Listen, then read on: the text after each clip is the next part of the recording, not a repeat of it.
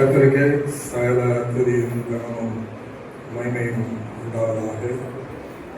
பிரியமானவர்களே, ஒவ்வொரு பெற்றோருக்கும் தன்னுடைய பிள்ளைகளை குறித்து ஒரு ஏக்கம் உண்டு. அதுபோல நம்மை படைத்த தெய்வத்துக்கும் நம்மை குறித்து ஒரு பெரிய ஏக்கம் உண்டு. அதை குறித்து தான் இந்த வேளையில் நான் உங்களோடு கூட சேர்ந்து சிந்திக்க விரும்புகிறேன். 1 தெசலோனிக்கேயர் 4ஆம் அதிகாரம் 3ஆம் வசனம். 1 தெசலோனிக்கேயர் 3ஆம் அதிகாரம் 4ஆம் வசனம். நீங்கள் பரிசுத்தம் உள்ளவர்கள் ஆக வேண்டும் என்பதே தேவனுடைய சித்தமாயிருக்கிறது. வாசிக்கும். கர்த்தர் நம்மை பாவத்திலிருந்து விடுதலை செய்திருக்கிறார். இப்பொழுது நாம் பரலோக குடிகளாக மாற்றப்பட்டிருக்கிறோம். ஆகவே நாம் இனிமேல் பரிசுத்தம் ஆக வேண்டும் என்று தேவன் விரும்புகிறார். இது ஒரு முக்கியமான சத்தியம். அதனால இதை நம்ம புரிஞ்சு கொள்ள வேண்டியது அவசியமாக இருக்கிறது. ஏன் அப்படின்னா, நாம் ரட்சிக்கப்பட்ட பின்பும் கூட நம்மிலே பரிசுத்தம் இல்லையானால் தெய்வத்துக்கும் நமக்கும் உறவு சரி இருக்காது. நம்ம ரட்சிக்கப்பட்டதே தெய்வத்தோடு கூட ஒரு நல்ல உறவில் இருக்கும்படிதான். ஆனால் தெய்வத்தோடு கூட நல்ல உறவு இருக்கணும்னா நாம் பரிசுத்தத்துக்கு இயங்குகிறவர்களாக இருக்க வேண்டும். பாருங்க, இப்போ நிறையா பிள்ளைங்க குடும்ப ஃபோட்டோவில் இருப்பாங்க, ரேஷன் கார்டில் அவங்களோட பேர் இருக்கும், வாக்காளர் அட்டையெல்லாம் நமக்கு இருக்கும். ஆனால் பெற்றோருக்கும் பிள்ளைகளுக்கும் என்ன இருக்காது? சரியான உறவு இருக்காது. அதுக்கு என்ன பேரு? பிள்ளைங்க தான், அதுவும் ஒரு உறவு தான். ஆனால் உறவாடல் இருக்காது. உண்மைதானா? கர்த்தர் நம்மள பிள்ளைகள் ஆக்கியிருக்கிறார். பிள்ளைகள் ஆகிட்டு அவருக்கும் எனக்கும் சம்பந்தம் இல்லாமல் வாழ்ந்தால் என்ன பிரயோஜனம்? நம்ம கர்த்தருடைய பிள்ளைகள் ஆக்கப்பட்டதே அவரோடு கூட ஒரு நெருங்கிய உறவில் இருப்பதற்காகத்தான் என்பதை நாம் புரிந்து கொள்ள வேண்டும். இப்படியாக நாம் வேதத்தில் வாசிக்கிறோம். எபிரேயர் 12:14. எபிரேயர் 12:14. பரிசுத்தம் உள்ளவர்களாய் இருக்கவும் நாடுங்கள்.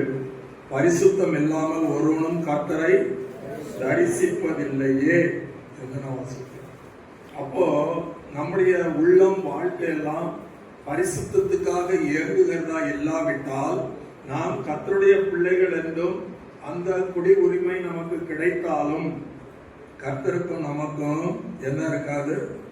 தேவையான உறவு இருக்காது. பிரியமானவர்களே, ஏனென்றால் நாம் ஆராதிக்க துணிகிற கர்த்தர் பரிசுத்தம் உள்ளவர், பாவத்தை சகிக்க கூடாதவர். ஆகையினாலே நாம் கர்த்தருடைய பிள்ளைகளாக பரிசுத்தத்துக்கு இயங்க வேண்டியவர்களாக இருக்கிறோம். அடுத்தபடி வேதம் சொல்லுது, பரிசுத்தம் இல்லாமல் நாம் கர்த்தரை என்ன செய்ய முடியாது? ஆராதிக்க முடியாது. பரிசுத்த அலங்காரத்துடனே கர்த்தரை ஆராதியுங்கள் என்று வேதம் சொல்லுகிறது. ஆகவே ஏன் அப்படின்னா, சாலமன் தன்னுடைய தேவாலயத்தை கட்டும்போது மரத்தாலே கட்டி தங்க தகட்டாலே மூடினார். முழுசும் 33,000 டன் 3,300 டன் தங்கம் 3,300 டன் தங்கம் அந்த தேவாலய கட்டுமணிப்புக்காக அவர் பயன்படுத்தினார். கேதுரு மரங்களாலே தேவாலயத்தை கட்டி தங்கத்தகட்டாலே முழுவதுமாக அவர் மூடினார். ஆனால் கர்த்தருடைய ஆலயத்தை குறித்து நாம் வாசிக்கும் போது பரலோகத்தில் அது பரிசுத்தத்தால் மூடப்பட்டிருக்கிறது என்று நாம் வேதத்திலே வாசிக்கிறோம்.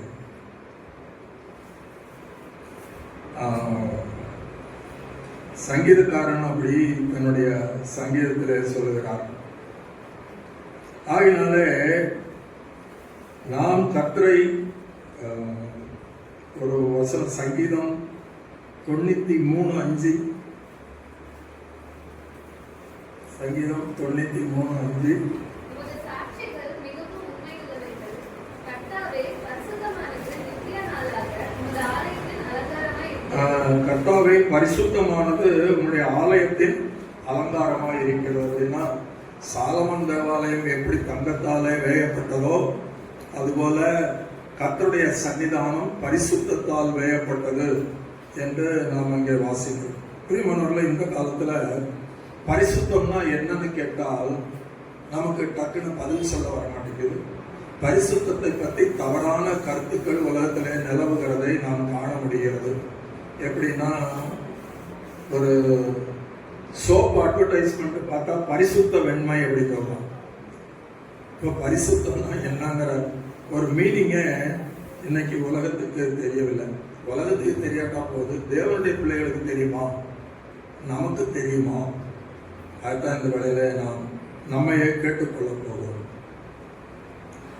ஒரு வசனம், எசேக்கியேல் 22 அதிகாரம் 26 வசனம். எசேக்கியேல் 22:26. என் ஆசாரியர்கள் என் வேதத்துக்கு அநியாயம் செய்து என் பரிசுத்த வஸ்துக்களை பரிசுத்த குலைச்சல் ஆக்குகிறார்கள். பரிசுத்தம் உள்ளதற்கும் பரிசுத்தம் இல்லாததற்கும் வித்தியாசம் பண்ணாமலும் அசுத்தம் உள்ளதற்கும் அசுத்தம் இல்லாததற்கும் உண்டான வேற்றுமையை காண்பியாமலும் இருந்து வாசிக்கிறோம். இந்த வேறுபாடு கர்த்தருடைய பிள்ளைகளுக்கு மிகவும் அவசியம். அப்பதான் நம்ம கர்த்தரோடு கூட உறவு உள்ளவர்களாக இருக்க முடியும். இந்த பரிசுத்தம் என்பது கடவுளை பொறுத்த மட்டிலே அவருடைய குணாதிசயத்திலே பரிசுத்தம் ஒன்று. The predominant characteristic of God is holiness. கர்த்தருக்கு நிறைய குணாதிசயம் உண்டு. அன்பு, இரக்கம், நீதி எல்லாம் உண்டு. ஆனா பரலோகத்துல தூதர்கள் கர்த்தரை எப்படி அர்ச்சனை செய்கிறார்கள்? எப்படி அர்ச்சனை பண்றாங்க? பரிசுத்த பரிசுத்த பரிசுத்த என்று ஓயாமல் அர்ச்சனை பண்ணும் அளவுக்கு கர்த்தருடைய குணாதிசயங்களிலே predominant characteristics or attributes of God is holiness. பிரியமானவர்களே, அப்போ கர்த்தருடைய பரிசுத்தத்தை பற்றி நமக்கு புரிஞ்சிக்க முடியாது. ஆனால் நாம் அவரை போலவே பரிசுத்தம் உள்ளவர்களாய் இருக்க வேண்டும் என்று சொல்வது. நான் பரிசுத்தர் ஆகையால் நீங்களும் பரிசுத்தராய் இருங்கள். அப்ப நம்ம எப்படி பரிசுத்தராய் இருக்க முடியும்? பரிசுத்தம்னா என்ன என்பதை நான் உங்களோடு கூட சேர்ந்து சிந்திக்க விரும்புகிறேன். பேதுரு இப்படியாக சொல்கிறார். 1 பேதுரு 1 அதிகாரம் 15-16 வசனங்களிலே 1 பேதுரு 1:15-16. உங்களை அழைத்தவர் பரிசுத்தராய் இருக்கிறது போல நீங்களும் உங்கள் நடத்தைகள் எல்லாவற்றிலேயும் பரிசுத்தராய் இருங்கள். நான் பரிசுத்தர் ஆகையால் நீங்களும் பரிசுத்தராய் இருங்கள் என்று எழுதியிருக்கிறது. பிரியமானவர்களே, பரிசுத்தம்னா என்ன? முதலாவது நாம் புரிந்து கொள்ள வேண்டும். பரிசுத்தம் என்றால் கர்த்தருக்கென்று அர்ப்பணம் செய்யப்பட்டதனுடைய பெயர் பரிசுத்தம். Consecrated and God. தெய்வத்துக்கென்று வேறு பிரிக்கப்பட்டதனுடைய அர்த்தம் தான் பரிசுத்தம் என்பது பொருள். ஒரு பொருளானாலும், ஒரு இடமானாலும், ஒரு நாளானாலும், ஒரு நபரானாலும் கர்த்தருக்கென்று வேறு பிரிக்கப்பட்டால், கர்த்தருக்கென்று அர்ப்பணம் செய்யப்பட்டால் அதுக்கு பரிசுத்தம் என்று வேதம் சொல்லுகிறது. பலிபீடம் பரிசுத்தமானது, தூபபீடம் பரிசுத்தமானது, அது தூப கலசம் பரிசுத்தமானது. பலிபீடத்துல கையாளப்படுகிற அந்த கரண்டி, குத்தூசி, இது எல்லாமே பரிசுத்தமானது என்று வேதம் சொல்லுகிறது. ஆனால் என்ன அர்த்தம் அப்படின்னா வேறு பிரிக்கப்பட்டது. 2வது பரிசுத்தம் என்பது கர்த்தருக்கென்று வேறு பிரிக்கப்பட்டது, தீட்டுப்படாமல் காக்கப்படுவது பரிசுத்தம். இப்போ இதனுடைய நல்ல விளக்கத்தை நாம் கொஞ்சமாக சிந்திக்கலாம். பிரியமானவர்களே, இந்த பரிசுத்தத்தை பற்றி 2 கொரிந்தியர் 6ஆம் அதிகாரம் 16-17 வசனங்களில் இப்படி நான் வாசிக்கிறோம். 2 கொரிந்தியர் 6ஆம் அதிகாரம் 16-17 வசனங்கள். நீங்கள் ஜீவனுள்ள தேவனுடைய ஆலயமாய் இருக்கிறீர்களே, ஆகையால் நீங்கள் அவர்கள் நடுவிலிருந்து புறப்பட்டு பிரிந்து போய் அசுத்தமானதை தொடாதிருங்கள். அப்பொழுது தேவன் உங்களை குமாரரும் குமார்த்திகளுமாக ஏற்றுக்கொண்டு உங்களோடு கூட நெருங்கிய உறவோடு கூட இருப்பார் என்று அங்கே சொல்லப்பட்டிருக்கிறது. இப்போ பரிசுத்தத்தினுடைய முதல் படி பிரிக்கப்படுதல், கர்த்தருக்கு என்று அர்ப்பணம் செய்யப்படுதல். ஆதியாமத்தில் வாசிக்கிறோம், ஆரோனையும் அவன் புத்திரரையும் கர்த்தர் தெரிந்து கொண்டார். அதை குறித்து யாத்ராகமம் 28:1 யாத்ராகமம் 28:1 உன் சகோதரனாகிய ஆரோன் எனக்கு ஆசாரிய ஊழியம் செய்யும்படிக்கு நீ ஆரோனையும் அவனுடைய கூட அவன் குமாரனாகிய நாதாப், அபியூ, எலியேசர், இத்தாமார் என்னும் ஆரோனின் குமாரரையும் இஸ்ரவேல் புத்திரரிலிருந்து பிரித்து,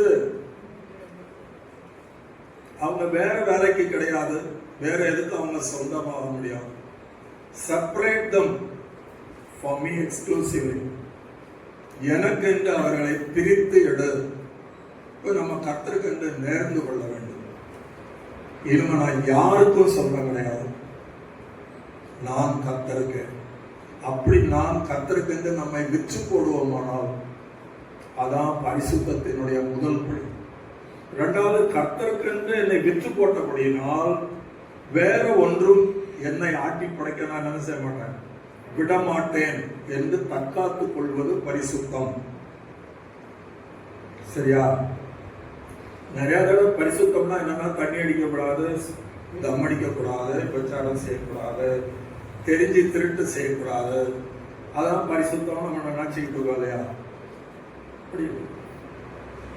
வேதத்துல பரிசுத்தம் என்னன்னா, கர்த்தருக்கு என்று முதலாக என்ன செய்யணும், வேறு பிரிக்கப்படும். நான் என்னை கர்த்தருக்கு விற்று போடுகிறேன். நான் கர்த்தருக்கு என்னை விற்று போட்டபடியினால் வேறு ஒன்றும் என்னை என்ன செய்ய முடியாது, இனிமேல் ஆட்கொள்ள முடியாது. பிரியமானவர்களே, இப்போ ஒரு பூசாரி எடுத்துக்கணும். இந்து கோயில் பூசாரி பார்த்திருக்கீங்களா? ஈரோட்டில் யாருமே இல்லையா? நான் பார்த்திருக்கேன். பூசாரின்னு பார்த்த உடனே தெரியும். உங்களுக்கு தெரியுமா இல்லையா? எனக்கு தெரியும். ஏன் அப்படின்னா, வேஷ்டி கட்டி இருப்பாரா, நான் என்னை மாதிரி கட்ட மாட்டார், சட்டை போட மாட்டார். அவருக்கு முடி இருக்குதோ இல்லையோ, என்ன இருக்கும், குடுமி இருக்கும். அவர் ஷேப் பண்ண மாட்டார். ஷேப் பண்ணாலும் முன்னாடி மாத்திரம் ஷேப் பண்ணியிருப்பார். அவரை பார்த்தாலே பூசாரின்னு. ஏனென்றால் விக்கிரகத்துக்கு தன்னை விற்று போட்டவர். அவரை பார்த்தீங்கன்னா, நம்ம போடா நேற்று ராத்திரி ரொம்ப டயர்டாயிடுச்சு, காலையில நான் 7 மணிக்கு எந்திரிக்கிறேன்னு எந்திரிக்க மாட்டார். பஞ்சாங்கத்தின்படி அவர் காலையில சந்தியாவந்தனம் செய்யும் போது, சந்தியா என்று சொன்னால் இருளும் வெளிச்சமும் சேரும் இடம் சந்தியா.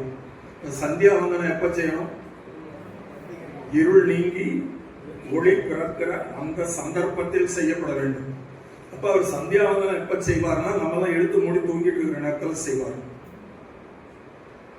ஒரு சந்தியாவந்தனம் செய்வார். அதே மாதிரி இரவு பகலை ஆட்கொள்ள வேண்டிய அந்த தருணத்தில் அவர் தண்ணி எடுத்து இப்படி எல்லாம் செய்வார். நீங்க பாத்தீங்கன்னா தெரியும். அது நம்ம அதை பத்தி கேர் பண்றதில்ல, அதனால நமக்கு தெரியறது. சுத்தமான சில பிராமணர்களை நான் பார்த்திருக்கேன். அவங்களோட தங்கி இருக்க வேண்டிய அவசியம் இருந்தது. அவர்கிட்ட அநேக காரியங்களை கற்றுக்கொண்டிருக்கிறேன். அவளை பார்த்து அதிகமாக வெட்கப்பட்டிருக்கிறேன். நான்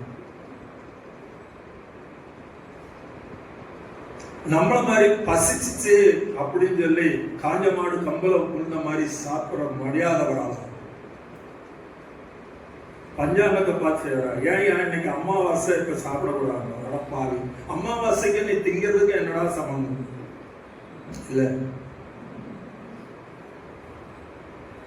உடையில, உணவில, பழக்க வழக்கங்களிலே ஒரு விக்கிரகத்துக்கு தன்னை விற்று போட்ட அந்த பூசாரிக்கு இருக்கிற ஒழுங்கு, வேறு பிரித்த அடையாளம் விசுவாசிகள் என்று மார்த்தட்டிக் கொள்கிறவர்களுக்கு சுத்தமா கிடையாது. ஒண்ணு சொல்ல முடியுமா? நான் கர்த்தருக்கு என்னை விற்று போட்டதுனால உலகமே இப்படி செஞ்சாலும் நான் செய்ய மாட்டேன்னு சொல்லக்கூடிய ஏதாவது ஒண்ணு இருக்கா? சொல்லு பாருங்க, கேட்டு பாருங்க. சர்தார்ஜினா தலையில டர்பன் கட்டுவாங்க, சின்ன பிள்ளைங்களுக்கு கட்டிடுவாங்க.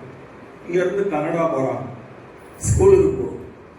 ஸ்கூல்ல போனா டர்பன் கட்டி உள்ள விட மாட்டேன்றான். கொஞ்சம் போடா, நீயும் உன் ஸ்கூலும், உன் படிப்பே வேண்டாம், என் பிள்ளைக்கு படிப்பே இல்லாம போனாலும் பரவாயில்லன்னு சொல்லி கனடால போய் ஆதிக்கம் செலுத்துகிறார்கள் இந்த சீக்கியர்கள். எதுக்கு? எதுக்கு? இந்த தலப்பாக்காக நம்ம பிள்ளைகளை முன்னேற்றணும் சொல்லி கலப்பாவாது, நீ சேர்த்து கையா போதும், நீ என்ன சொன்னாலும் கேட்கணும். ஞாபகம் என்ன வெக்கக்கேடுதான். வேறு பிரிந்த அனுபவம் அந்த மாதிரி சிந்தையே கிடையாது. ஏன்னா டிவின்னு வச்சிருக்க ஒரு கேபிள் கூட கிடையாதா அப்படின்னா வெட்டிப்பெல்லாம் நேரத்தை வீணாக்கிறதுக்கு பார்க்கட்டும். எனக்கு கர்த்தருடைய காரியங்கள் செய்யறதுக்கே டைம் இல்லை, எனக்கு எதுக்கு அந்த கேபிள் என்று சொல்லக்கூடிய அறிவு ஒருவனுக்கு இருக்குமானால் அவன் ஆசீர்வதிக்கப்பட்டவன். பக்கத்து வீட்டுக்கெல்லாம் காமிக்ஸ் பார்த்தது என் பிள்ளை பார்க்கல அப்படின்னா காலத்தை பிரயோஜனப்படுத்திக் கொள்ளுங்கள். இது வேதம் சொல்லுது. நம்ம தான் பிள்ளைங்களுக்கு சொல்லித்தரணும், நம்மளே போட்டு விடணும்.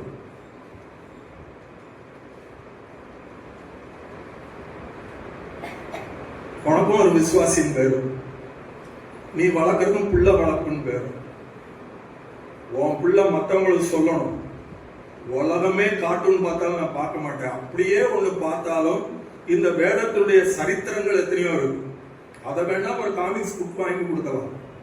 உலகத்தின் வேஷங்களுக்கு ஒத்த போகிற விசுவாசிகள் இருக்கிற வரைக்கும் ஆவிக்குரிய சொத்தைகளாய் தான் இருக்குமே தவிர கர்த்தருக்காக உயிருள்ள ஒரு அம்சம் உன்னுடைய வாழ்க்கையில இருக்காது. முதல்ல டிவியே யோசித்து பார்க்கணும். வேதம் பவுல் சொல்றாரு, எல்லாம் பக்தி விருத்தியை உண்டாக்காதுன்னு சொல்றாரு. எத்தனை குடும்பங்கள் டிவியில கை வச்சு இந்த டிவி வந்ததுல இருந்து எங்களுடைய பக்தி விருத்தியா இருக்குன்னு யாருக்காவது சொல்ல முடியுமா? அப்படி சொல்ல முடியலன்னா அந்த டிவி அவசியமா? எல்லாம் காசு கொடுக்கனால இருக்கிறதுல பெஸ்ட் டிவியை வாங்கி விற்கிறோம். பிசாசை வலிய வீட்டுக்கு கொண்டு வந்து அந்த கேபிளுக்கு நம்ம கப்பம் கட்டுறோம். துணிகரம் எப்படியா பரிசுத்தம் வரும்? அசுத்தம் தான் அது வழியா வருது. பையன் கார்ட்டூன் பார்த்துக்கிட்டே இருக்கிறான், ஒரு நிர்வாண அட்வர்டைஸ்மெண்ட் அப்படி வந்துட்டு போகுது. கார்ட்டூனுக்கும் இந்த கீழ்த்தரமான அட்வர்டைஸ்மெண்ட்டுக்கும் என்ன சம்பந்தம்? நீ கீழ்த்தரமானதை காசு கொடுத்து வாங்க மாட்டாங்க, பிசாசுக்கு தெரியும். ஆனா அதை அவன் வீட்டுக்குள்ள கொண்டு வரணும். எப்படி கொண்டு வர்றது? அவன் கார்ட்டூன் வழியா தான் கொண்டு வருவான். பிள்ளைகளுக்கு நட்புத்தி சொல்லிக் கொடுக்க வேண்டிய பெற்றோர்கள் கீழ்த்தரமான சிந்தை உள்ளவர்களாக இருக்கிறதுனால தங்களுடைய பிள்ளைகளை நரகத்தின் பிள்ளைகளாக மாற்றுகிறார்கள்.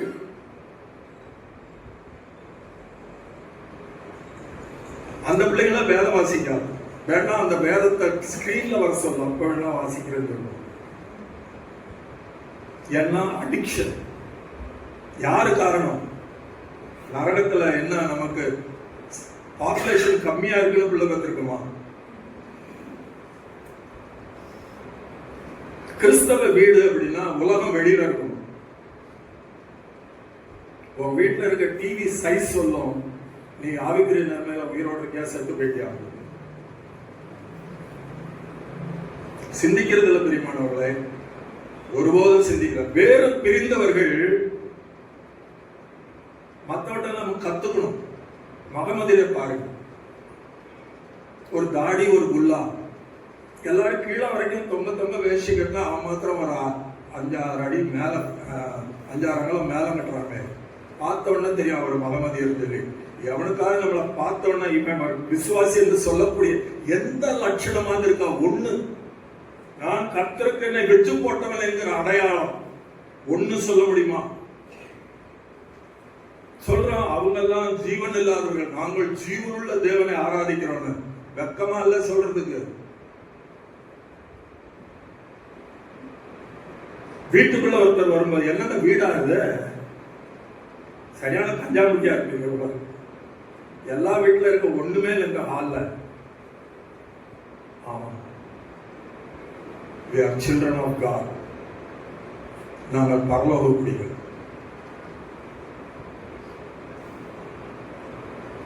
எதுல வித்தியாசம் காட்ட போறோம் சொல்லுங்க?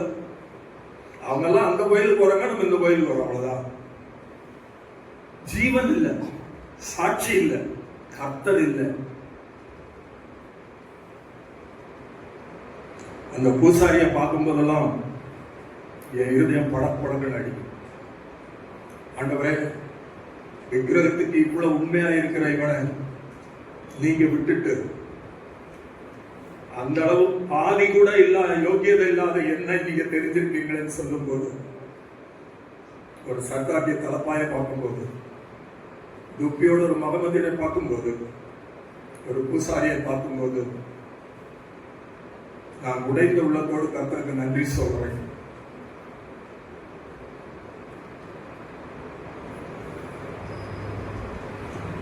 கர்த்தர் சொன்னார், இவைகளிலிருந்து புறப்பட்டு பிரிந்து போய் அசுத்தமானதை தொடாது. கர்த்தருக்கு விற்கப்பட்டவன் உலகத்தான போல கடைக்கு போக முடியாது, காசு இருந்தாலும் வாங்க முடியாது, தன்னுடைய பிள்ளைகள் கேட்கறதெல்லாம் கொடுக்க முடியாது. சில நேரம் பொண்டாட்டி பிள்ளைகளுக்கு இதை பிரச்சனை உண்டு. ஒரு சோதரன் வந்தாரு, அவரு சபையில எழுதுறா இருந்தார். அவர் மூலமா கர்த்தர் அநேகரை கர்த்தர்களை கொண்டு வந்தாரு. அவர் சொன்னாரு, பிரதர் உங்களுக்கு தெரியுமா, இப்ப வர வர எனக்கு என் பொண்டாட்டிக்கு ஒன்றும் ஒத்து போக மாட்டேங்குது. ஆனா எப்படி அப்ப நைட் எல்லாம் ஜெபம் பண்றீங்க அப்படின்னு. அதுதான் நின்று போயிடுச்சு. ஏன் நின்று போச்சு அப்படின்னா, இல்ல பாருங்க, இந்த ஜப நேரத்துல ஒரு குறிப்பிட்ட சீரியல் வருது. இப்பெல்லாம் அந்த சீரியல் எல்லாம் மக்கள் பாக்குறாங்களான்னு தெரியல. அந்த காலத்துல இந்த சீரியல் வருது, அதை அவன் மிஸ் பண்ண மாட்டான் அப்படின்னு. நான் உண்மையாவே உன் வீட்டுக்கு கர்த்தர் வரணுமான்னு கேட்டேன். ஆமான்னு சொன்னாரு. உண்மையாவே உங்க 2 பேருக்குள்ள ஒரு இணக்கம் வரணுமான்னு கேட்டேன். ஆமான்னு சொன்னாரு. கோச்சிக்காத, அந்த டிவியை கொண்டு போய் குப்பையில போடு, உடைச்சு போடு, கர்த்தர் ஒன்று ஆசீர்வதிப்பாருன்னு. அவர் துக்கமுள்ளவராய் போயிட்டாரு. ஏன்னா ஒரு 4 மாசத்துக்கு முன்னாடி தான் அதை புதுசா வாங்கிட்டு வந்தார். கர்த்தர் அவரோடு கூட பேசினார். அப்புறம் சில வாரங்கள் கழித்து, ஒரு 2 மாசம் கழிச்சு, அவர் இன்னொரு இடத்துல நான் அவரை பார்க்கும்போது, பிரதர் உங்களுக்கு தெரியுமான்னு கேட்டார். என்ன தெரியுமான்னு கேட்டேன். நான் அந்த டிவிய அடிமாட்டு விலைக்கு வித்துட்டு வந்துட்டேன்.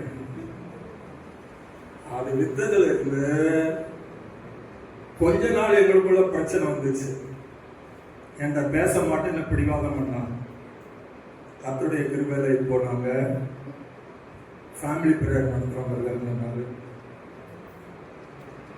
உனக்கு எதையா வேணும்? உன் ஆடம்பரத்தை காமிக்கிறதுக்கு ஒரு டிவி வேணுமா? நான் வேறு பிரியாதவன் என்று நிரூபிக்கிறதுக்கு ஒரு கேபிள் வேணுமா? கர்த்தர் வேணுமா? இது சின்ன சின்ன காரியங்கள்ல உண்மை இல்லை நமக்கு. அதான் பிரச்சனை. பெருசா நினைக்கிறோம்.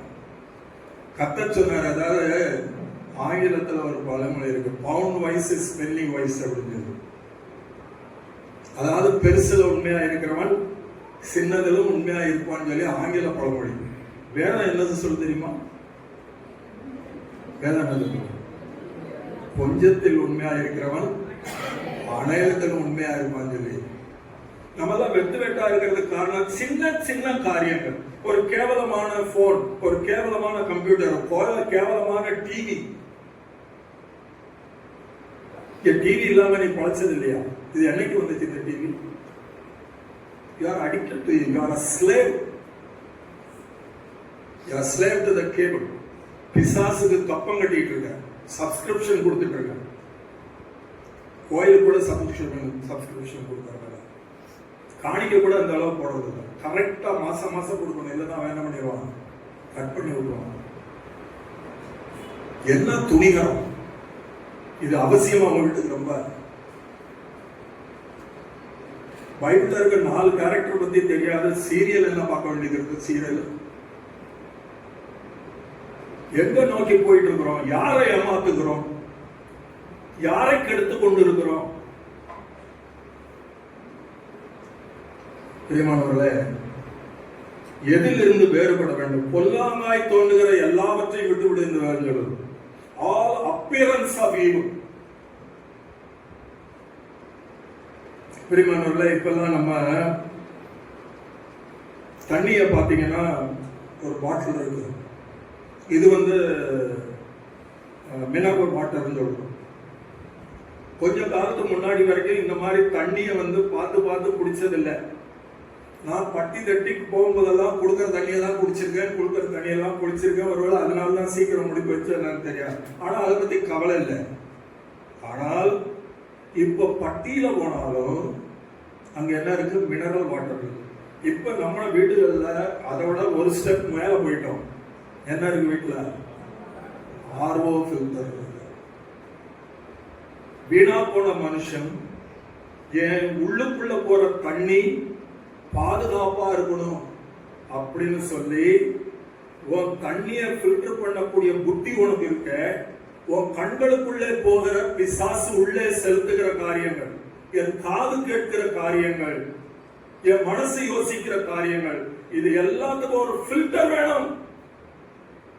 இல்லைன்னா அது என்னை இன்ஃபெக்ட் பண்ணிரும் என்ற பயம் இருக்குதா? யோபு சொல்றாரு, என்னுடைய கண்களோடு நான் என்ன பண்ணிருக்கேன்?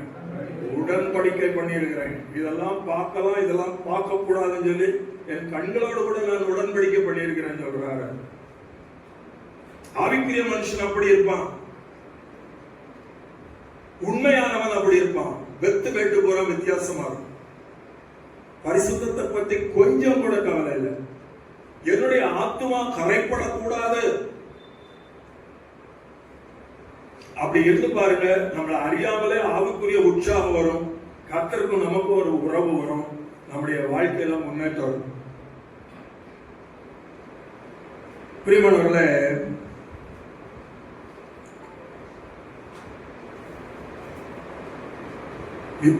நம்முடைய பழக்க வழக்கங்களை குறித்து நம்ம ரொம்ப கேர்ஃபுல்லா இருக்கணும்.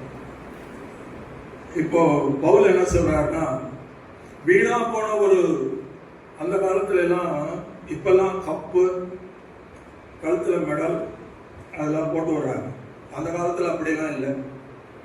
ரொம்ப சிரமப்பட்டு ஒலிம்பிக்ஸ் ஓடி வந்தால் ஒரு ஒலிவ கிளையிலான ஒரு ரீத்து அதை தலையில சூடுவாங்க, அவ்வளவுதான். சொல்றாரு, ஒரு வீணா போன ஒலிவ மர கிளைக்காக அவனை பார்த்தீங்கன்னா காலையில எந்திரிச்சு இந்த வீணா போனவன் இழுத்து போத்திட்டு படுத்துட்டு இருக்கும் போது அவன் என்ன பண்றான்? பார்த்தா தெருவில் ஓடிட்டு இருக்கான். கேட்டா வேற குழப்பே இல்லையா?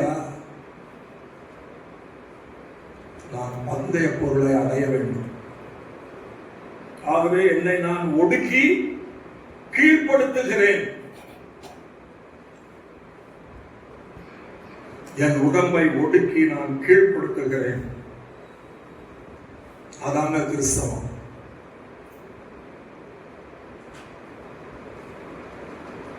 பிரியமானவர்களே, தட்டெல்லாம் நம்ம என்ன செய்வோம்னா, சாப்பிட்ட உடனே அப்படியே முக்கிய எடுத்து வச்சிருவோம். அடுத்த நாள் சாப்பாடு போடுறதுக்கு முன்னாடி இந்த தட்டை என்ன செய்யறோம்? நீ சும்மா இருக்கிறத பார்த்தா எனக்கு தெரியல. எங்க வீட்டுல எல்லாம் விளக்குவோம் பார்க்கறது. சரியா? டெய்லி விளக்குவோம். அதே மாதிரி பொதுவாக ஒரு கேம்புக்கு போறோம், அவங்க ஏற்கனவே விளக்கி அடுக்கி வச்சிருக்கிறாங்க. உடனே எடுத்து நம்ம அதில் ஏதாவது போடுவோமா? நிறைய பேர் போட மாட்டோம். நேரம் என்ன செய்வோம்? அதை ஒரு தடவை. அப்ப நீ திங்கிறதுக்கு இவ்வளவு சுத்தபத்தம் பார்க்க தெரியல, ஆவிக்குரிய நிலைமையில கண்டதையும் திங்கிறியே, அதுக்கு ஒரு சுத்தபத்தம் வேணும். ரெண்டாவது பாருங்க, ஒரு சட்டை ஆனால் அதை வாஷிங் மிஷின்ல போறது எங்க வீட்டுக்காரமாவட்ட சில நேரம் நான் திட்டுவாங்க, ஏயா சட்டையை வந்து இப்படி கண்ணங்கரைன்னு ஆக்கினா எவ்வளோ கஷ்டப்படுறது, ஏன் கொஞ்சம் முன்னாடியே துவைக்கப்பட்டா என்ன, கழுத்து வந்து கண்ணங்கரைன்னு இருக்குன்னு சொல்லி அதுல வந்து போட்டு கொஞ்சம் சோப்பெல்லாம் போட்டு அப்புறம் தான் வாஷிங் மிஷின்ல போடுவாங்க.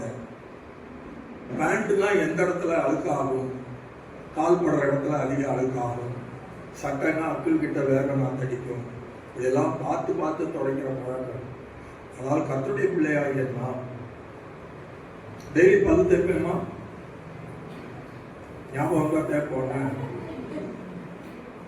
இதெல்லாம் செய்ய தெரியும்.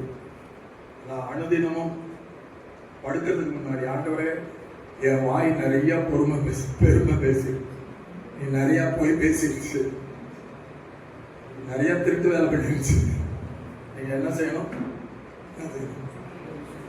கொஞ்சம் நல்லா கழுவி மன்னிங்க.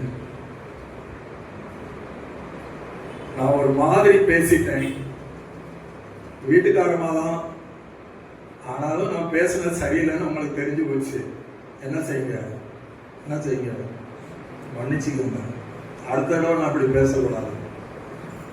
இப்படி கழுவி கழுவி கழுவி கழுவி நம்முடைய ஆத்மாவை வைத்திருந்தால் நமக்கும் கடவுளுக்கு என்ன இருக்கும், வரவு.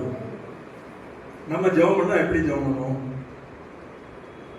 ஆண்டவரே ஆசீர்வதிங்க, என்னை ஆசீர்வதிங்க, என் பிள்ளைய ஆசீர்வதிங்க, எங்க வீட்டு வருமானத்தை ஆசீர்வதிங்க, சரீரத்துல நல்ல சுகம். இருக்கிற சுகத்திலேயே வீணா போயிருக்கிற உனக்கு இன்னும் சுகம் கொடுத்தா எப்படி இருப்பார்? நம்ம ஜெபம் பண்ண வேண்டியது எப்படி? தாவீது சொல்ல, ஆண்டவரே என்னை ஆராய்ந்து அறிந்து கொள்ளும், வேதனை உண்டாக்கும் வழி என்று உண்டோ என்று சோதித்து பார்த்து நித்தியமான வழிகளிலே என்னை நடத்தும் என்று சொல்கிறார்.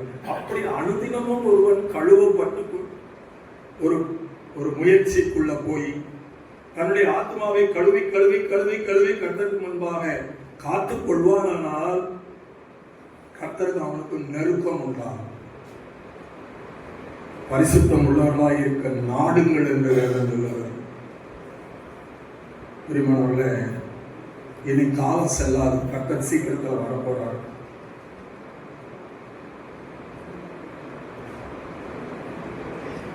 இப்ப ஒரே வருத சொல்லி முடிக்க போற, நம்மளாம் இப்ப பரிசுத்தமா இருக்கிறோமா இல்லையா?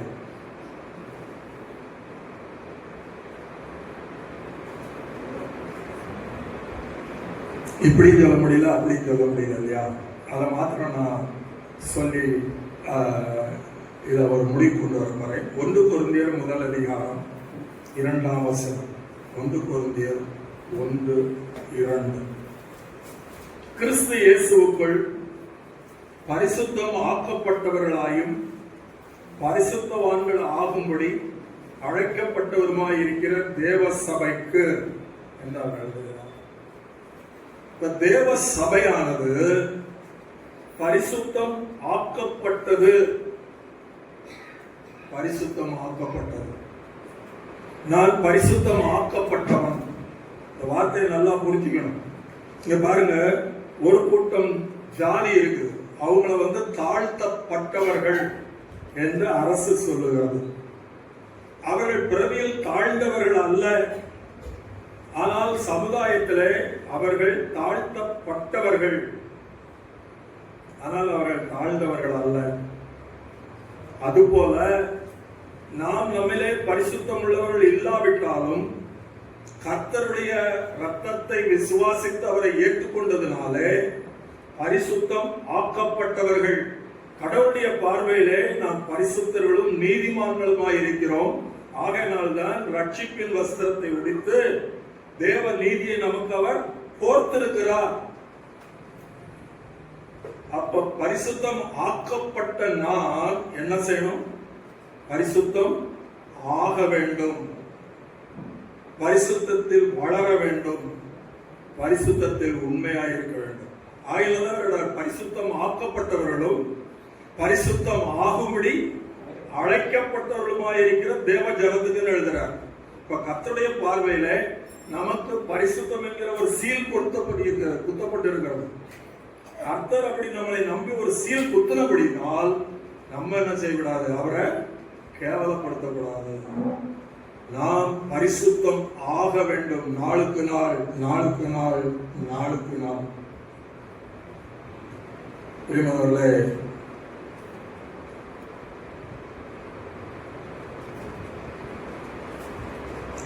கர்த்தர் தாமே இந்த வசனங்களை வைத்து நம்மோடு கூட பேசுவாராக. வர்ற நாள்ல நம்முடைய வசனம் எப்படி, அதாவது ஒரே ஒரு வசனத்தை சொல்றாரு, பரிசுத்தமாகிறவன் இன்னும் பரிசுத்தமாகட்டும், அசுத்தமாக இருக்கிறவன்.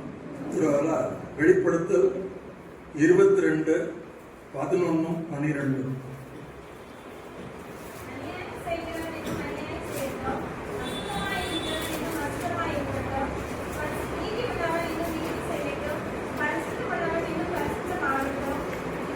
எப்படிப்பட்ட ஒரு எச்சரிப்பு அவர் கொடுத்திருக்கிறார். ஆடிட்டிங் வர்றேன், ஆடிட்டிங் மாத்திரம் இல்ல, ரிவார்டிங் வர்றேன். அதனால நீ என்ன செய்ய, அசுத்தமாய் இருக்கிறவன் இன்னும் அசுத்தமாய் இருக்கட்டும், பரிசுத்தமாய் இருக்கிறவன் இன்னும் பரிசுத்தம் உள்ளவன் ஆகட்டும். இதோ நான் சீக்கிரமாய் வருகிறேன். எதுக்கு வர்றேன்? நீ எந்த அளவுக்கு என்னை கேவலப்படுத்தி இருக்காங்கிறத நான் சோதிச்சு பார்க்க வருகிறேன் என்று சொல்கிறார். சிந்திச்சு பார்ப்போம். நம்ம எல்லாம் போய் கைகட்டி நிற்க போறோம். உலகத்துல வேறு பிரிந்த வாழ்க்கை வேணும். நம்ம பார்க்கும்போது இவங்க எப்படி சுட்டுப்பட்டாலும் இதெல்லாம் செய்ய மாட்டாங்க அப்படிங்கிற ஒரு ஸ்டாண்ட் வேணும். இப்படி இல்லாத பட்சத்துல நம்ம எல்லாம் வெத்து வேட்டுகளா இருப்போம். கர்த்தருக்கு முன்னாடி நிக்க முடியாது, காலெல்லாம் நடுங்கும், தலை தூக்க முடியாது. கர்த்தர் தாமே பரிசுத்தத்தை குறித்து நமக்கு தேவையான ஏக்கத்தை கொடுத்து, பரிசுத்தம் உள்ளவர்களாய் இருக்க நாடுங்கள் என்று பவுல் எழுதுகிறார். இந்த மாதிரி ஒரு ஏக்கத்தோடு வர்ற நாட்கள்ல வாழ்வோம்.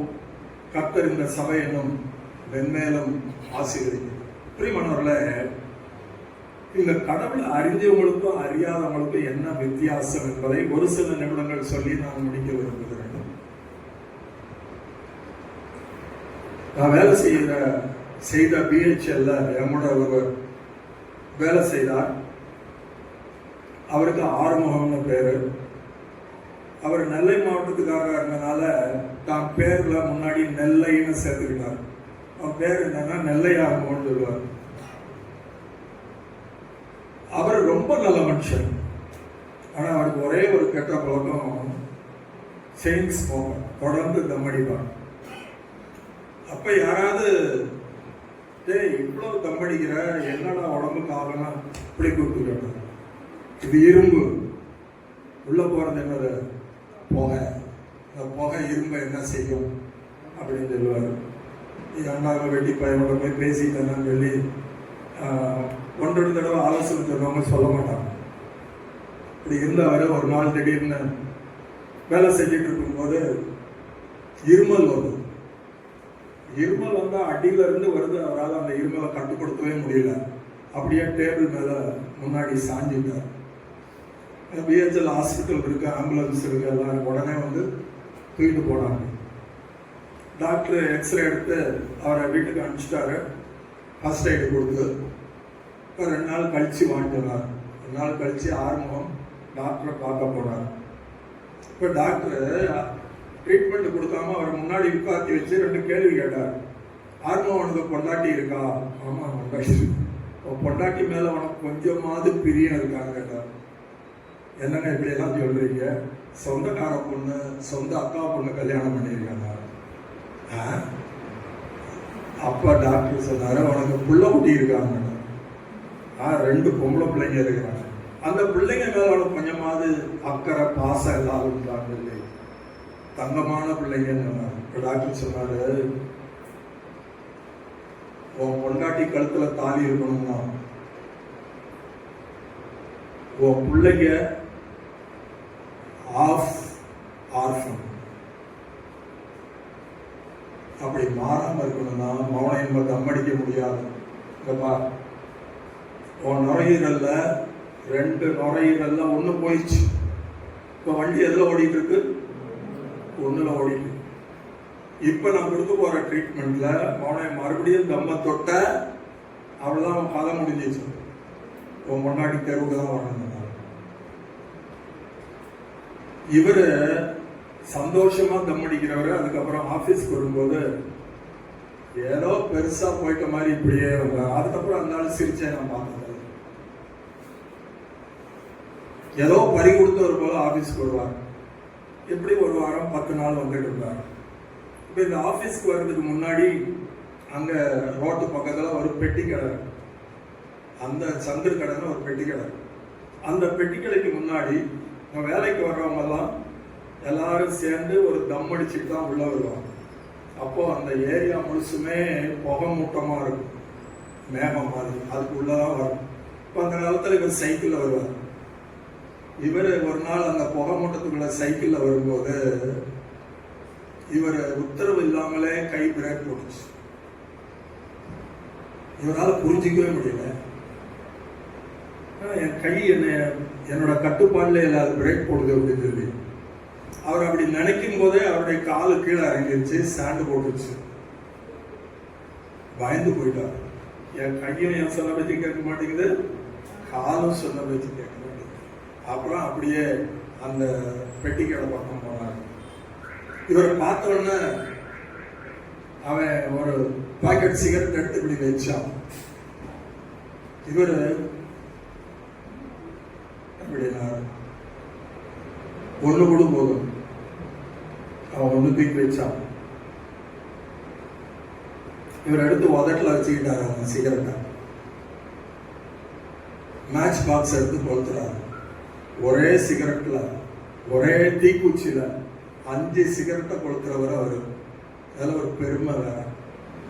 இப்போ 5 குச்சி கொளுத்துனாரு, ஆனாலும் சிகரெட் என்ன செய்ய முடியல, கொளுத்த முடியல. மனசுல பொண்டாட்டி முகம் வருது, டாக்டர் சொன்ன ஞாபகம் வருது. அவன் பொண்டாட்டி கழுத்துல தாலி இருக்கணும்னு நீ தம்மடிக்க முடியாது. பயம் இருக்கு, ஆனா கை கேட்க மாட்டேங்குது.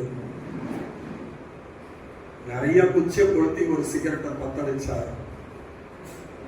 டாக்டர் சொன்ன மாதிரி அதே வருஷத்துல அவர் இறந்து போனார். நம்ம சொல்லலாம், பாவம் அவன் அடிமை சிகரெட்டுக்கு. அருமையான சகோதரனே சகோதரியே, மனுஷனாய் பிறந்த எவனும் பாவத்துக்கு அடிமை என்று வேதம் சொல்லுது. நாம் பிறக்கும் போதே காமத்துக்கு அடிமை, பணத்துக்கு அடிமை, பெருமைக்கு அடிமை, அதிகாரத்துக்கு அடிமைகளாக பிறந்திருக்கிறோம். சிலர் சொத்து சேர்த்தே செத்து போயிடுவாங்க, அனுபவிக்க மாட்டாங்க. நிறைய தலைவர்கள் அவங்களுக்கு தெரியும், பல கோடி சம்பாதிச்சாங்க, 300-400 செருப்பு வாங்கி வச்சாங்க, குடியில போனாங்க. சம்பாதிச்சவர்கள் எல்லாரும் அனுபவிக்கவில்லை, சம்பாத்தியத்துக்கு அடிமை. பதவி பதவி பதவி, பெருமை பெருமை பெருமை, படிப்பு படிப்பு படிப்பு, இப்படி அநேக காமத்துக்கு அடிமைகள். மனுஷனாய் பிறந்த எல்லாரும் ஒரு அடிமை. நீ நல்லா கேட்டு பாரு, நீ சுதந்திரமா? தண்ணி அடிக்கிறவன் சொல்லுவான், இதுதான் கடைசி தடவை, இனிமே நான் போடவே மாட்டேன் சொல்லி. நாம் எல்லோரும் அடிமைகளாயிருக்கிறோம். இந்த அடிமைத்தனத்திலிருந்து மனுஷனை விடுவிக்கத்தான் தெய்வம் மனுஷனானார். இந்த அடிமைத்தனம் என்ன பண்ணும் அப்படின்னு சொன்னால், அதிகமாக தண்ணி அடித்தால், அதிகமாக புகை பயத்தால் என்ன வரும்? உடம்பு கெட்டு போகும். வேசித்தனம் அதிகமாக பண்ணினால், சில நேரம் ஒரு தடவை தப்பு பண்ணிட்டு வந்து எய்ட்ஸால பாதிக்கப்பட்டவர்கள் இருக்கிறார். ஒரே ஒரு தடவை எய்ட்ஸ் பிடிச்சிக்கிச்சு. சிலவன் வருஷமா செஞ்சிட்டு இருக்கான், அவனுக்கு ஒன்றும் ஆகிறதில்ல. சில பிள்ளைகள் ஒரே ஒரு தவறு செஞ்சிருது, அது உண்டாயிருது. சிலது இதே பிசினஸா இருக்கு, அதுக்கு ஒன்றும் ஆறதில்லை. தெரியுமா? பாவம் சரீரத்தை மாத்திரம் இல்லை, நம்ம எல்லாத்துக்கும் ஒரு முடிவு தெய்வம் வைத்திருக்கிறார். என்ன செய்வார் அப்படின்னா, நாம் மரித்த பின்பு தெய்வம் நம்மை நிக்க வச்சு கேள்வி கேட்பார். பல நேரம் நம்ம சொல்றோம், கடவுளுக்கு என்ன இருக்கா, கண்ணு இருக்கா அப்படின்னு சொல்லி. கடவுள் எல்லாம் கண்ணு இருக்கு அப்படின்னு காட்டினாங்கன்னா நமக்கு கண்ணு இருக்காது, கை இருக்காது, கால் இருக்காது. தப்பு செய்ய செய்ய எனக்கு கண்ணு இருக்குன்னு காமிச்சாருன்னா நமக்கு ஒண்ணுமே இருக்காது. ஆகினால்தான் தமிழ் பாரம்பரியத்தில் சொன்னாங்க, அரசன் அன்று கொள்ளும், தெய்வம் நின்று கொள்ளும். உங்களை தாயின் கருவிலே உண்டாக்கின தெய்வம் நீதி உள்ளவர். நிச்சயமாய் தவறை அவர் தட்டி கேட்பார். அப்படியே முடிவு என்ன தெரியுமா? எரிநரம். எனக்கு பொய் மாத்திரம் தான் வரும், அதுக்கு எரிநரகமா? அது பெரிய பாவமானு கேட்டா, கடவுளுக்கு சின்ன பாவம் பெரிய பாவம் எல்லாம் கிடையாது. ஊருக்கு வெளியில ஒரு பெரிய எலக்ட்ரிக் லைன் போகுது, அதுல அபாயம் என்று ஒரு போர்டு போட்டிருக்கு. ஒரு ஆடு மேய்க்கிற பையன் ஒரு பட்டம் அதுல மாட்டி இருக்குன்னு சொல்லி அதை எடுக்கிறதுக்காக அந்த டவர் மேல ஏறணும். இவன் அந்த கம்பி கிட்ட போறதுக்கு முன்னாடி அவனை தூக்கி போடுறது, விழுந்தவன செத்து போறான். ஏங்க, அவன் என்ன திருடவா போனான்? அவன் வீம்புக்கா போனான்? இதுக்கெல்லாம் இப்படி தண்டனையா என்று நம்ம பேசுறதில்லை. ஏன்னா எலக்ட்ரிசிட்டினா தொட்டால் மரணம். வேதம் சொல்லுது, பாவத்தின் சம்பளம் எரிநரகம். எரிநரகம். சகோதரனே, சகோதரியே, நீ இந்த அடிமைத்தனத்தினால அந்த நரகத்துக்குள் போய்விடக் கூடாது என்பதற்காகத்தான் தெய்வம் உன்னை தேடி வந்தார். அவர் உன்னுடைய பாவ பழியெல்லாம் தன் மீது போட்டுக்கொண்டு இலவசமாக உனக்கு மன்னிப்பு தரும்படி அவர் கல்வாரி சிலுவையில உச்சியிலிருந்து உள்ளவால் வரைக்கும் ரத்தத்தை சிந்தி மரித்தார். மனுஷனுடைய பாவ கரை கழுவப்பட வேண்டுமானால் குற்றமில்லாத ரத்தம் சிந்தி மரித்தால் ஒழிய கழுவப்பட முடியாது என்பது தெய்வத்தினுடைய நீதி. ஆகவே நாம் பாவிகளாயும் பாவத்துக்கு அடிமைகளாயும் பிறந்திருக்கிறதுனால இலவசமாய் நம்மை விடுவிக்க, இருந்த இடத்திலே நம்மை விடுவிக்க, நாம் கேட்ட மாத்திரத்திலே நம்மை விடுவிக்க தெய்வம் தன்னுடைய ரத்தத்தை சிந்தி இருக்கிறார். அவர் சொல்றாரு, எத்தனையோ புத்தி உனக்கு வேலை செய்தானா, ஒண்ணு தெரிஞ்சுக்கோ, நீ தப்ப முடியாது. வேதம் சொல்லுது, அன்றியும் ஒரே தரம் மரிப்பதும், எபிரேயர் 9:27 வாசிங்க. ஒரே தரம் மரிப்பதும் பின்பு தெய்வத்தால் நியாயம் தீர்க்கப்படுவதும் மனுஷனுக்கு தெய்வம் நியமித்திருக்கிறார். ஆகவே சகோதரனே, சகோதரியே, நீ போற ரூட்ல அடிமையா இருக்கிறாய். உன்னை நேசிக்கிற தெய்வம் இலவசமாய் உன்னை விடுவிப்பதற்காக இந்த உலகத்திலே மனுஷனானார். நீ செய்ய வேண்டியதெல்லாம் அவருடைய பாதத்திலே போய் விழ வேண்டியதான். தெய்வமே, நான் பிறந்ததுல இருந்து இன்னைக்கு வரைக்கும் எத்தனையோ போய் பேசியிருக்கேன். நான் செஞ்சதெல்லாம் அறிஞ்சும் அறியாமலும் செஞ்சதெல்லாம் வெளியே சொல்ல முடியாத நிறைய வெக்கக்கேடு. அது எனக்கும் உங்களுக்கு மாத்திரம்தான் தெரியும். ஆனா இது எல்லாத்துக்கும் நீங்க நீதி உள்ளவரா இருக்கிறனால எனக்கு எரிநரகம் தான் கிடைக்கும். நீ ஒண்ணு செய்ய, நான் சரணடைகிறேன், என்னை கழுவுங்க, இலவசமா மன்னிச்சிருங்க என்று சொல்வாயானால் என் நேசிக்கிற தெய்வம் இந்த நேரத்தில் தம்முடைய பிள்ளையாக உன்னை மாற்ற ஆசை உள்ளவராய், உன்னை விடுவிக்க, உன்னை கழுவ, உன்னை மன்னிக்க, உன்னை சுத்தப்படுத்த ஆசை உள்ளவராய் இருக்கிறார். அவருக்கு விருப்பம் உண்டு, உனக்கு விருப்பம் உண்டா? இன்னைக்கு உலகத்துல நிறைய பேர் இந்த சத்தத்தை கேட்கல. இன்னைக்கு நீ கேட்கிற, ஏன் தெரியுமா? அவர் உனக்கு ஒரு தருணம் தருகிறார். நீ வந்த மாதிரி போயிடாத, ஏன்னா நாளைக்கு இருப்பியா என்னன்னு தெரியாது. நான் உன்னை தேடி வந்திருக்கேன். நீ இலவசமாக மன்னிக்கப்பட வேண்டும், கழுவப்பட வேண்டும், விடுவிக்கப்பட வேண்டும், என்னுடைய பிள்ளையாக மாற வேண்டும். கண்களை மூடிக்கொள்வோமா?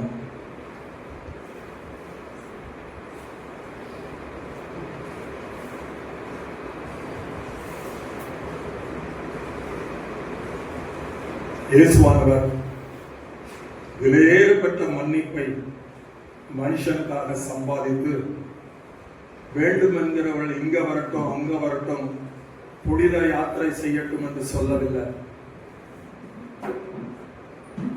மனிதனை தேடி வந்தது போலவே சகோதரனே சகோதரிய உன்னையும் என்னையும் அவர் தேடி வந்திருக்கிறார்.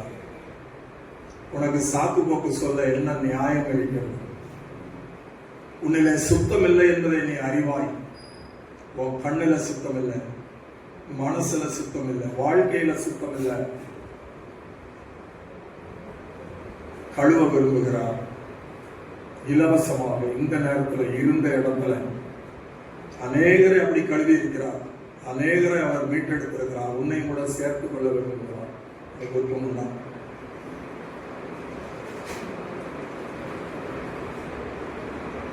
ஒருவேளை ஆமா என் அந்தரங்கமெல்லாம் வெளியே சொன்னா வெட்கப்பேடு, தெய்வமே என்னை ஏற்றுக்கங்க என்று சொல்வாயானால் இலவசமாக உனக்கு புது வாழ்வு தர அவர் விரும்புகிறார். அருமையான சோதனை சோதரி, கர்த்தர் நம்மை விடுவித்திருக்கிறார், நம்மை நம்பி இருக்கிறார். நம்மை விட ஒழுக்கம் உள்ளவர்கள் எத்தனையோ பேர்கள் உண்டு. அவர்களை எல்லாம் நம்மளைத்தான் நம்பினார். எதுக்காக? ஏனோ தானோ இந்த உலகத்தில் ஜீவிப்பதற்காக அல்ல, பிசாசுக்கு சொந்தமாயிருக்கிற உலகத்தை கட்டி அணைப்பதற்காக அல்ல, வேறு பிரிந்து நிற்பதற்காக, பரிசுத்தமாய் மாறுவதற்காக, நாளுக்கு நாள் அவர் போல மாறுவதற்காக. ஒப்பு கொடுப்போமா? பலமுறை ஆவியானவர் நம்மை குத்தி காட்டினது, ஆனால் எந்த மாற்றமும் நமக்குள் வந்ததில்லை. கர்த்தர் சொல்றார், நான் உன்னை சந்திக்க வருகிறேன். அசுத்தமாயிருக்கிறவன் இன்னும் அசுத்தமாகட்டும், பரிசுத்தமாயிருக்கிறவன் இன்னும் பரிசுத்தமாகட்டும். இதோ நான் சீக்கிரமாய் வருகிறேன் என்று சொல்கிறார். நேசிக்கிற நல்ல ஆண்டவரே, உதவாக்கரைகள் என்று அறிந்தும் எங்களை ரட்சித்தவரே, எங்களுடைய தைரியமான மேம்போக்கான வாழ்க்கையிலும் எங்களுடைய அக்கிரமங்களுக்கு தக்கதாக எங்களுக்கு சரி கட்டாமல் எங்கள் மேல் நீடிய பொறுமை உள்ளவராய் இருந்தவரே, இப்பொழுதும் நாங்கள் சீர்பொருந்தும் பட்டு ஆவியானவர் மூலமாக வசனத்தை கொண்டு எங்களை எச்சரிக்கிறவரே, உற்சாகப்படுத்துகிறவரே, நமக்கு நாங்கள் நன்றி செலுத்துகிறோம். ஆண்டவரே, கிருபையாய் கொடுக்கப்பட்ட இந்த நாளில் ஆவது எருசலேம் நகரத்தார் தம்முடைய வாய்ப்பை இழந்தது போல, சிலுவையில் தொங்கின ஒரு கள்ளன் நெருங்கி வந்த ரட்சிப்பை இழந்தது போல, ஆவிக்குரிய பொக்கிஷத்தை இழந்து திரும்பாமல் ஆண்டவரே நாங்கள் பற்றி கொண்டவர்களாக இருந்த பேசின எனக்கும் என்னோடு சிந்தித்த ஒவ்வொரு சகோதர சகோதரர்களும், குறிப்பாக இந்த நாளில ஊரறிய கர்த்தருக்கு சொந்தமானவர்கள் என்று அறிக்கையிட்ட அந்த வாலிபர்களோடும் அந்த சகோதரியோடு கூட உடைய கிருபை இருக்கட்டும். நேச கர்த்தராகிய இயேசு கிறிஸ்துவின் நாமத்திலே பிதாவே.